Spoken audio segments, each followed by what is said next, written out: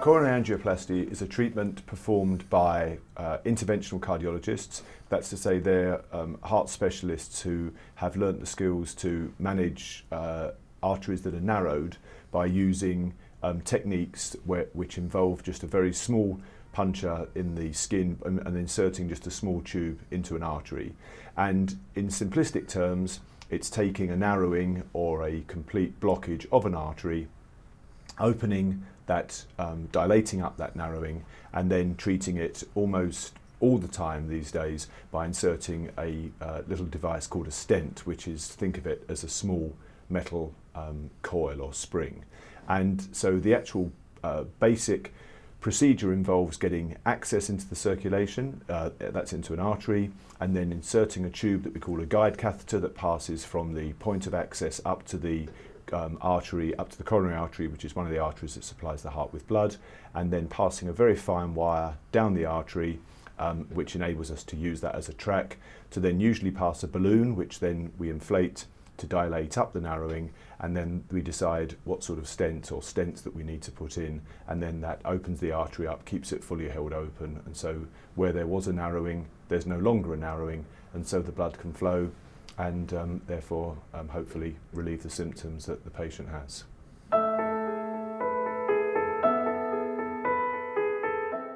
In simple angioplasty, you're using just sort of a certain limited number of guide wires, which are very thin, fine wires, and balloons and stents. For complex angioplasty, there are a whole host of other things that we can possibly do to either give us more information about the artery or to actually treat a very severely diseased artery. So if we go through those bit by bit, firstly, we have a special type of wire that we call a pressure wire that has a little, that has the ability to measure the pressure drop across a narrowing inside a coronary artery. And that once we have that wire in place, we infuse a drug into the patient which dilates up the artery, and that maximizes the clinical effect of that narrowing, and that lets us know whether or not that narrowing does need to be treated, both in terms of relieving symptoms and also in terms of the possible prognostic effects, that's to say whether that narrowing is likely to cause problems like a heart attack in the future. So that's a pressure wire, and that is, as I say, just simply a very specialised sort of wire. Then we also have a device that we call a camera. Really, it's a very small ultrasound probe, which is just 1 millimetre in diameter, and we can pass that down the coronary artery, and that gives us an accurate picture of what the inside of the artery looks like, and that can help to quantify the amount of calcification, exactly how narrow the artery is, what the true diameter of the artery is, and that helps in particular when we're deploying stents, putting stents into specific parts of the circulation, especially in what we call the left main stem, which is the beginning of the artery on the left-hand side, which actually ends up supplying about 3/4 of the blood supply to the heart. And we call that intravascular ultrasound, or IVUS for short, and that's an adjunctive therapy which we're able to use. There's another technique that we use as a lot of our patients now are becoming older and often have very calcified and very hard chalky narrowings of their arteries. Sometimes it's not possible to actually initially begin to dilate those arteries with balloons, that there is so much calcium in the wall of the artery that you're not able to actually dilate the artery up. So we have a technique called rotablation or rotational atherectomy, which uses the same principles, where we pass a different sort of specialised wire down the artery, and then we use a device. It's called a drill, but really it's more like a dentist drill. It really just vibrates at about 150,000 revs per minute, and effectively it just it just disobliterates the artery. It sort of almost sort of pulverizes the calcium, makes it into tiny microscopic particles that then get washed out of the artery and reduce the amount of calcification, so that then we're then able to actually take balloons, dilate the artery and put in stents. And so where you had a very restricted, very heavily calcified artery, by getting rid of the calcium, it's almost like turning the clock back, and then you're able to then dilate the artery up. So those are the 3 adjunctive therapies that we use in addition to the ordinary equipment that we would use for a typical angioplasty.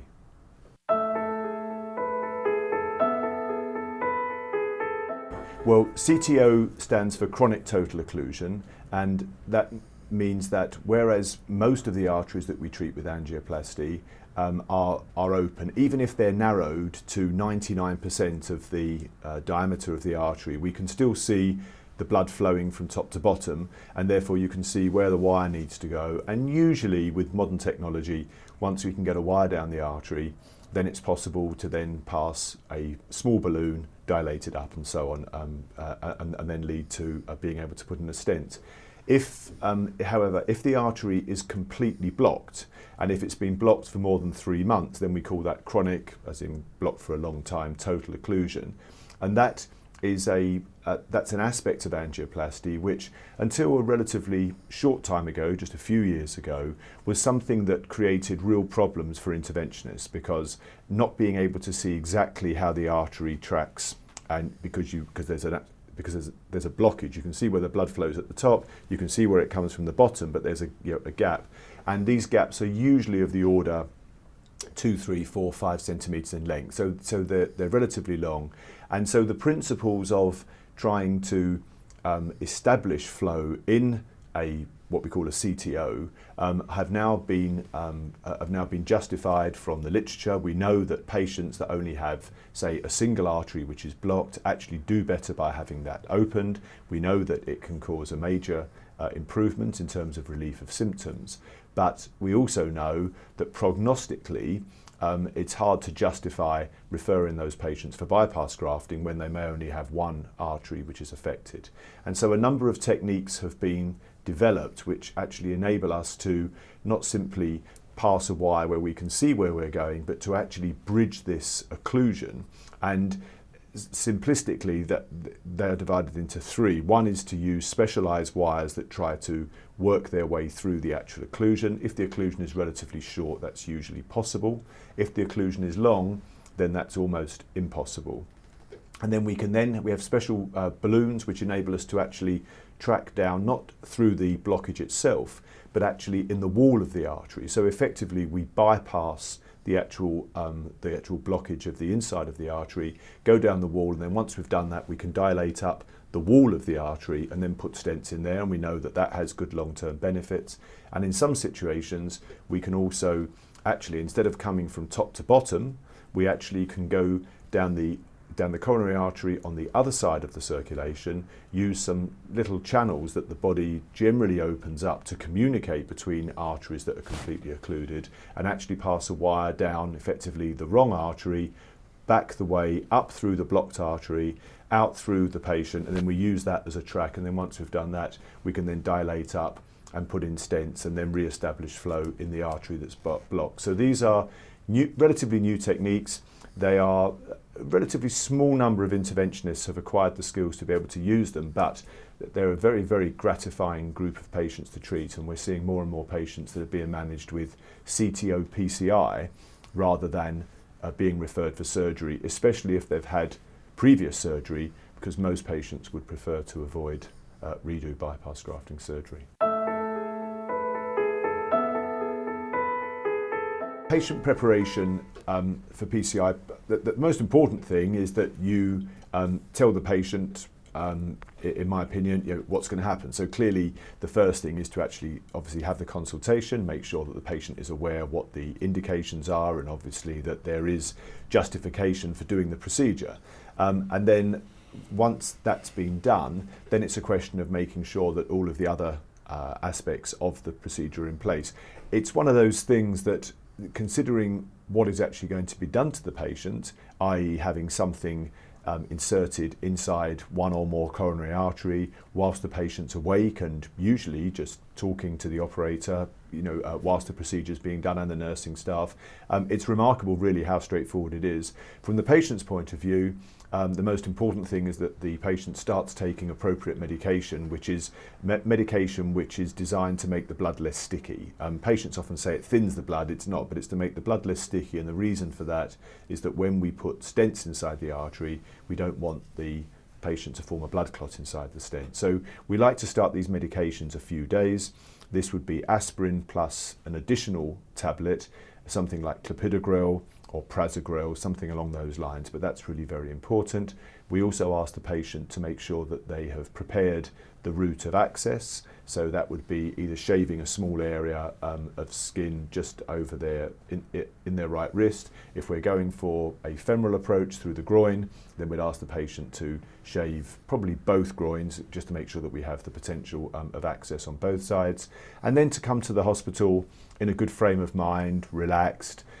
We ask the patient not to eat anything for sort of 2 or 3 hours before the procedure. I allow my patients to drink plain water up really until the time that they're taken to the cath lab, and then if they wish to, they can be sedated on the table if it's going to be a prolonged procedure, like if they've got a complex angioplasty involving 2 or more vessels, or if they're going to have something like angioplasty for a complete occlusion.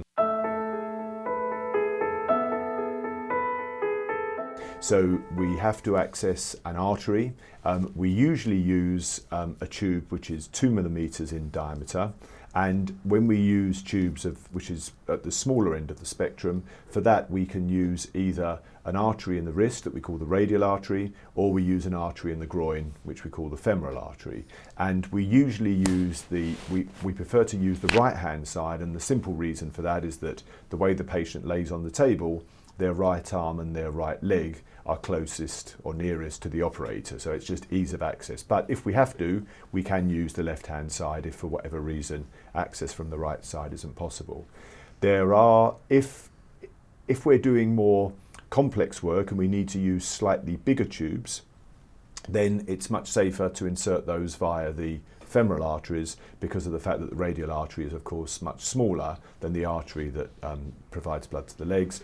And very rarely we may have to put in, or very occasionally may have to use other access, in the sense that certainly if we're doing rotablation to the right coronary artery, there's a chance that the patient's heart rate may slow down. So we may put a tube into the vein at the top of the leg so that we can put a small wire inside the heart which is able to pace the heart if the patient's heart rate does slow down.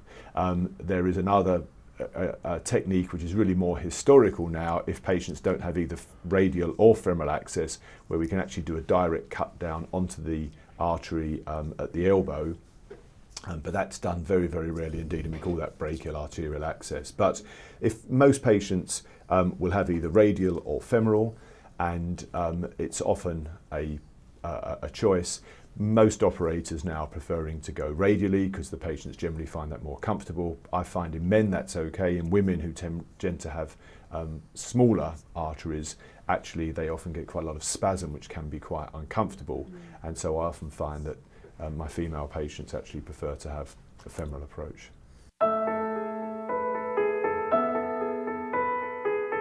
In terms of specific preparation before the procedure, the most important thing are antiplatelet medications, which are important because they make the blood less sticky, and therefore significantly reduce the chance of forming blood clots inside the stent once the stent's been deployed. So for patients that would be aspirin, and clopidogrel has been around for a long time. There are newer agents, tablets such as prasugrel or ticagrelor, which are now being used more frequently. They're slightly more potent than clopidogrel.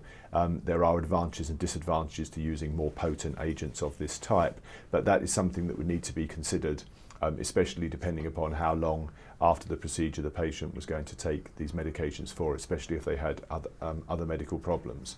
Patients would also be expected to take their other cardiac medication, and certainly in my practice I tend not to discontinue those medications prior to the procedure being undertaken, and classically that would be beta blockers, maybe a nitrate if they've got angina, certainly a statin, and possibly an ACE inhibitor or similar tablets if the patient has high blood pressure.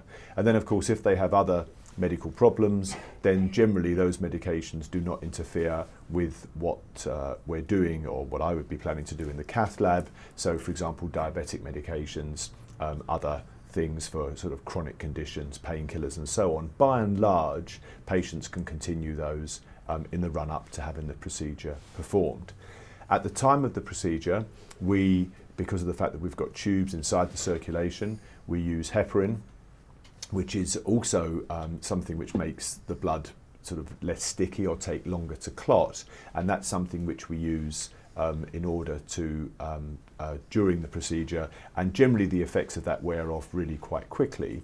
And so we would, the patient won't really notice what's going on there, but equally if they do have a bleeding tendency, it's important that we identify what's going on.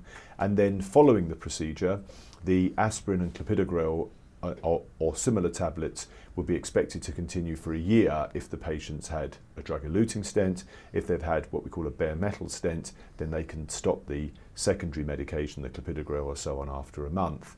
And we would then, or I would then hope that once the patient has had an angioplasty, hopefully their symptoms have improved, then a number of medications can then be reviewed. Certainly nitrates, because I would hope that my patients wouldn't have angina at that point. Sometimes it even has beneficial effects upon blood pressure and other aspects in terms of what's going on. So then things like beta blockade and possibly ACE inhibitors can then be reviewed. But in the long run, because of the fact that by definition, patients that have had an angioplasty have coronary artery disease, they would be expected to take aspirin and a statin and maybe other secondary prevention medications such as beta blockade and ACE inhibitors indefinitely. But that would be very much at a personal level, where we would clearly discuss that with each individual patient and decide what did or didn't need to be done.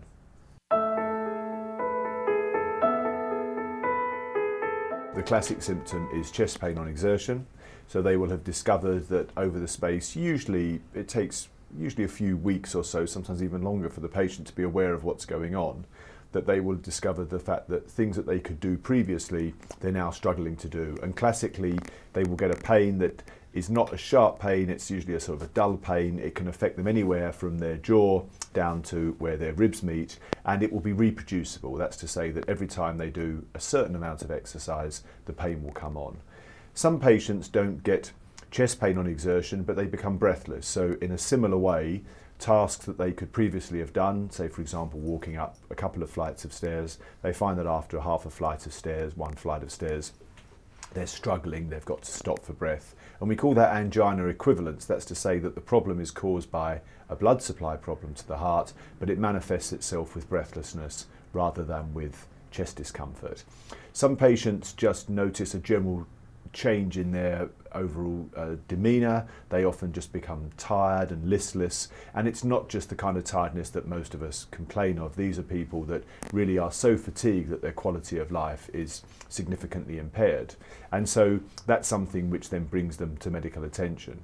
And so having identified those potential or those symptoms that may potentially be related to a blood supply problem to the heart, the patient would then have a diagnostic angiogram. That's where we insert a catheter to then inject some fluid down the coronary arteries and see what's going on. And if there is a narrowing which is of more than 60 or 70% diameter of the artery, then we know that that is what we call a flow limiting lesion, and that is therefore very likely to be responsible for restricting blood flow to the heart muscle, and it's that that's responsible for the patient's symptoms. Sometimes, if it's so obvious and if the symptoms are so good, and especially if the patient is deriving benefit from anti-anginal medication, then clinically it's perfectly justifiable, I would argue, to then proceed directly to angioplasty and then to dilate up the narrowings and get rid of them and hopefully relieve the symptoms.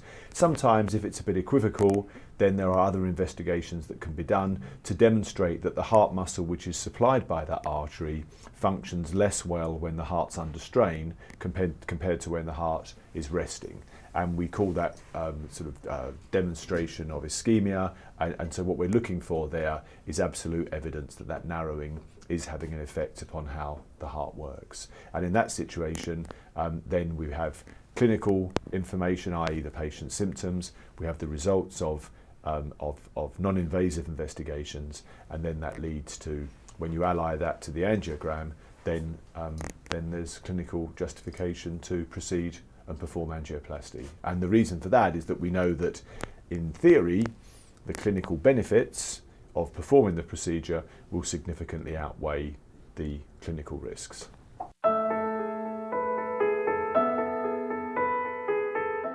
Following on from that, if the procedure is successful and if the patient if the narrowings that were restricting blood flow have been got rid of and stents have been put in and the blood flow has been restored, then the symptoms that I've described, so chest discomfort, breathlessness or profound lethargy, should disappear.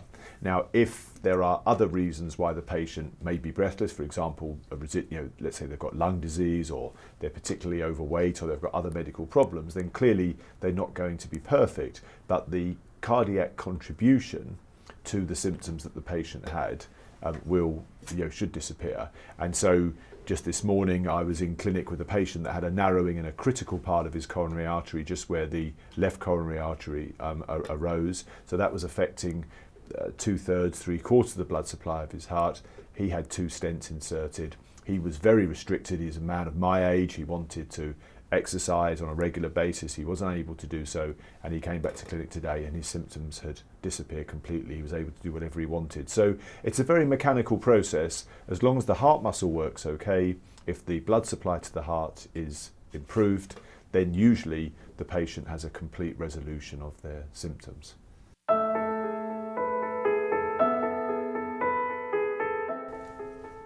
Inevitably, we are dealing with with living tissue. These are not sort of simple tubes like the plumber, replumbing your kitchen. So there are things that can go wrong. In terms of sort of describing those, probably the first thing to say is that the most common thing that patients would be aware of would be at the site of access. So at the point of entry into the artery, either in the wrist or in the groin, a bit of bruising or bleeding, and sometimes a relatively large bleed can happen, especially in the groin, where the patient may develop a small lump. We call that a hematoma. That's a benign problem. It's something which will settle with management, and that's really, although it may cause a little bit of discomfort, it's actually of no long-term implications for the patient.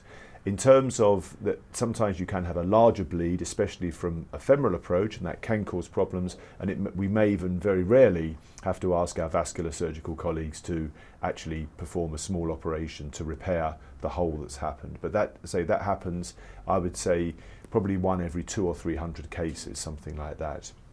In relation to the artery, to the coronary artery, then the total number of problems that we have is also very low. In my personal experience, significantly less than 1% of all the cases that I treat. Some of the problems the vast majority of problems are relatively unimportant in the sense that they don't cause any problem. Sometimes a small tear in the artery can happen that we have to put in an extra stent.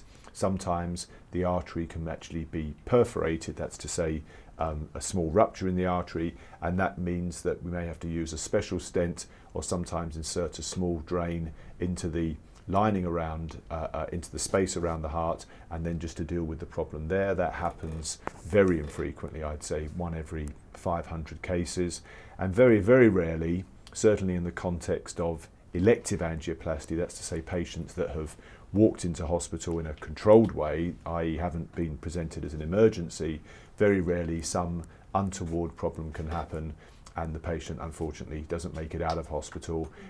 That, in my experience, would be 1 in 1,000, 1,500 cases.